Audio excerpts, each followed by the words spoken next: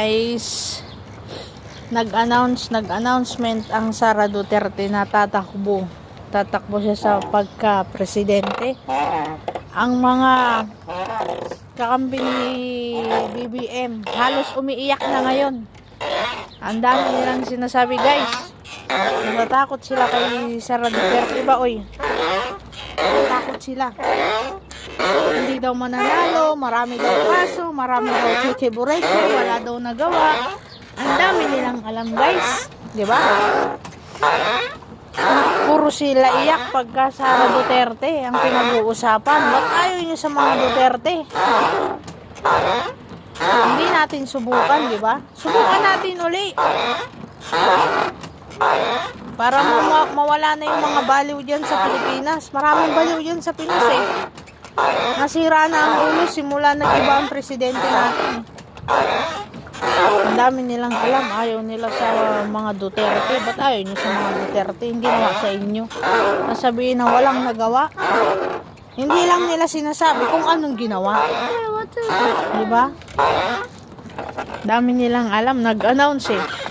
Nag-announce si Sara Duterte kanina na tatakbo ako sa 2028 bilang isang president. Naggigil na yung mga kakampi ni Bangag.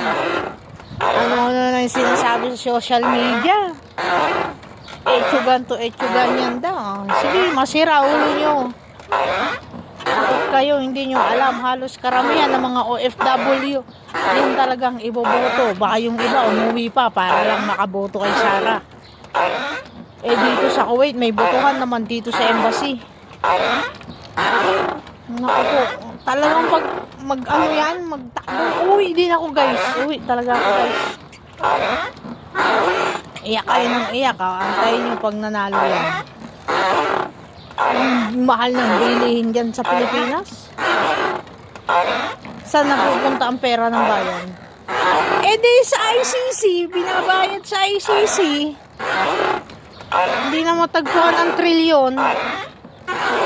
Milyon ang hinahanap nila, yung milyon ang hinahanap nila na kay Sara Duterte daw. Eh yung trilyon at yung flood control, nasaan? Wala.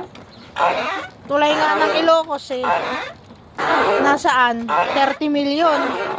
Ano yun? Ilang poste lang nandun, hindi pa nagawa. Wasak pa. Dumaan na ang bagyo, ganun pa rin. Pero yung Davao at Mindanao, hindi lang nagawa yung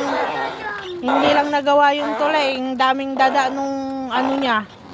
Ang daming dada nung mga kakampi niya.